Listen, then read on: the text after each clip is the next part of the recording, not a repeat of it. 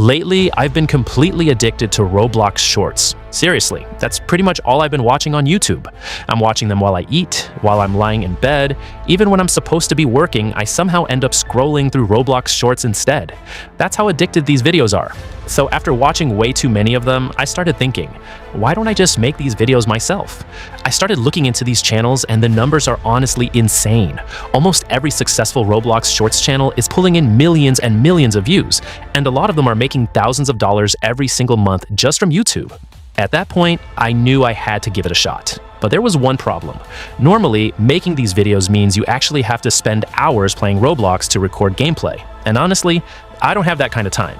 So instead of doing everything manually, I built a system that lets me create amazing Roblox shorts without even playing the game. Sounds crazy, right? Well, let me show you. Now you've seen what the final result looks like. And the best part is, it's actually way easier to make than you'd think. In this video, I'm going to walk you through the entire process step by step, so by the end, you'll know exactly how to create videos like these yourself.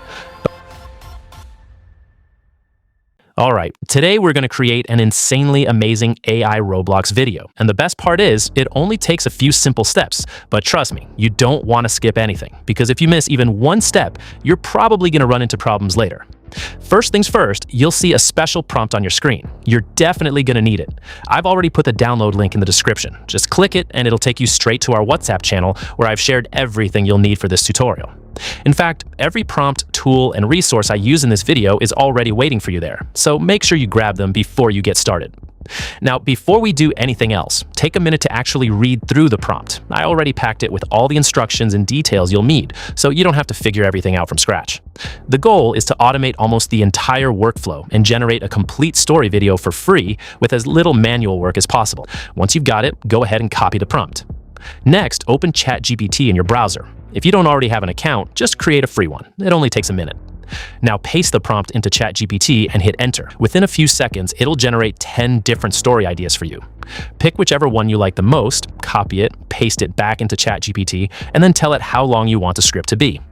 If none of the ideas really stand out, that's totally fine. You can give ChatGPT your own story idea instead. Even a short explanation is enough, and it'll build a much better script around your concept. For this tutorial, I'm just asking it to write a 1-minute story, since I'm only showing you the process. And just like that, ChatGPT generates a complete story with all the details. Now, don't just copy it and move on. Read through the script first. If you feel like a scene could be more emotional, more exciting, or just better overall, make those changes before moving to the next step. A few small improvements here to make a huge difference in the final video. Now that story's ready, it's time to create the characters. To make this easy, I've already prepared another prompt for you. As you can see on the screen, this prompt already includes everything ChatGPT needs: character style, facial features, clothing, body proportions, and all the important details. So again, just copy the prompt, head back to ChatGPT, paste it in, and hit enter. Based on your story, ChatGPT will automatically generate image prompts for every character you'll need. These prompts can be used with almost any AI image generator. Now we just need a website that can generate images for free. There are actually a lot of options. You can use ChatGPT, Google Gemini, Google AI Studio, Leonardo AI, or several others. For this video though, I'm using Google Flow. Just search for Google Flow on Google, open the first result, click Get Started, and sign in with your Google account. Once you're in, click New Project. You'll see a pretty simple interface, so don't worry, I'll walk you through everything. At the bottom, you'll find the prompt box. Click the settings icon, switch the mode to image generation, then set the aspect ratio to 9:16, since we're making shorts. Next, choose how many images you want to generate at once. I'm selecting 2 images. For the model, you can use Google Nano Banana Pro, which is currently available for free without using any credits. Now paste the character prompt we copied earlier and click Generate. And there it is.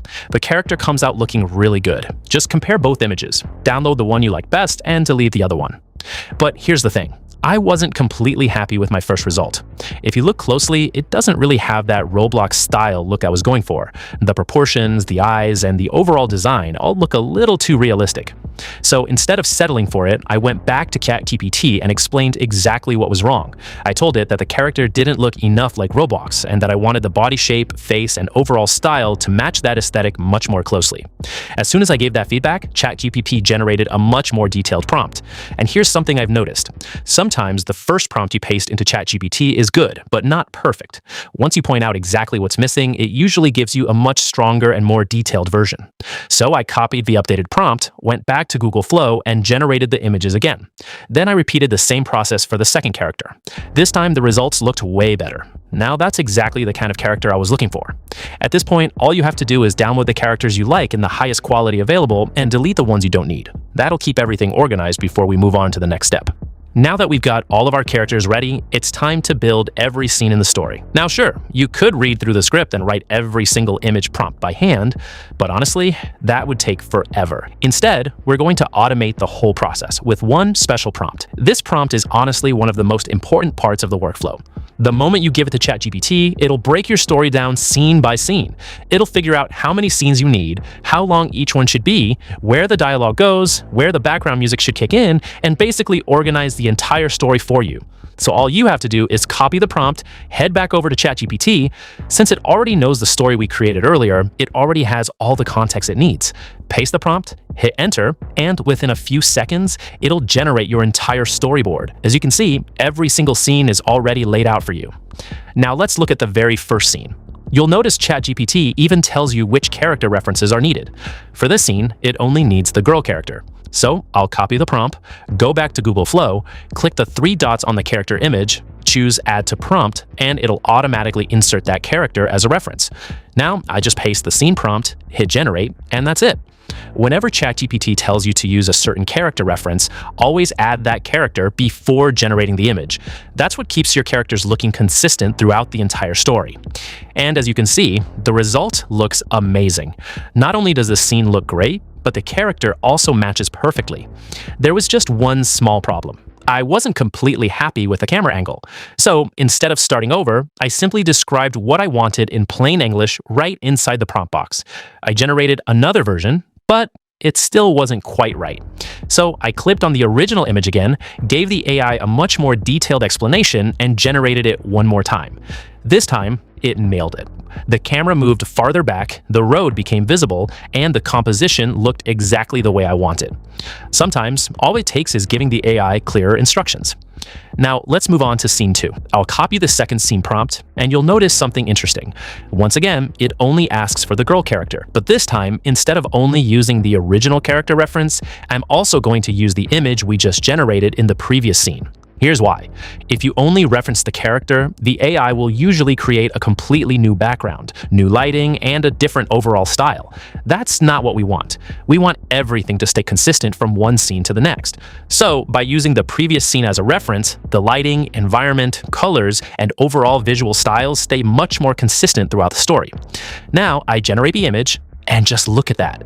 The classroom scene came out great. The lighting matches, the art style matches, the character looks the same, everything feels like it's part of one continuous story. That's exactly what we're going for. Next, I copy the prompt for scene 3. Once again, it only requires the girl character. So I use the previous scene as my reference, paste the prompt, and generate the next image. Then I move on to scene 4. This time, ChatGPT tells me that I need both the girl and the boy as references. So I simply add both characters, paste the prompt, and generate the scene. And honestly, this one turned out really good. The composition, the lighting, and both characters all fit together perfectly. Now that this scene looks exactly how I want it, I'll use it as the reference for the next scene. From here, it's just the same process. Copy the scene 5 prompt, generate, copy scene 6, generate, and keep repeating those same steps until every image in your story is finished. Now all of our images are finally done. And honestly, they're looking really good. At this point, keep the best version of each scene and delete the extra images you don't need. That'll keep your project clean and organized. Now comes the fun part, turning all of these images into animated videos. Now, technically, you could write animation prompts for every single scene yourself, but that would mean writing detailed instructions over and over again. Character movement, camera movement, dialogue timing, sound effects, background motion, it's a lot of work. work. So I made another special prompt to automate it all. Just like the others, you'll find it in the resources. This prompt already tells ChatGPT exactly how each scene should be animated. It covers character movement, camera zooms, camera pans, dialogue timing, background effects, sound effects, everything. I spent a lot of time building these prompts, so you don't have to. All you need to do is copy it, go back to ChatGPT, paste it, and hit enter. Within seconds, it'll generate a complete animation prompt for every single scene in your story. The best part? If your storyboard has 12 scenes, it'll automatically create 12 matching animation prompts. Everything is organized scene by scene. You'll even notice it generates lip sync instructions. For now, though, you can ignore those. We'll create the voiceover separately later, so just copy the animation prompts without the lip sync section. Now all we need is an AI tool that can turn these images into videos. There are plenty of great options out there, and many of them even offer free credits. But personally, I keep coming back to Google Flow because it gives you a generous amount of free credits and consistently produces really high-quality video results.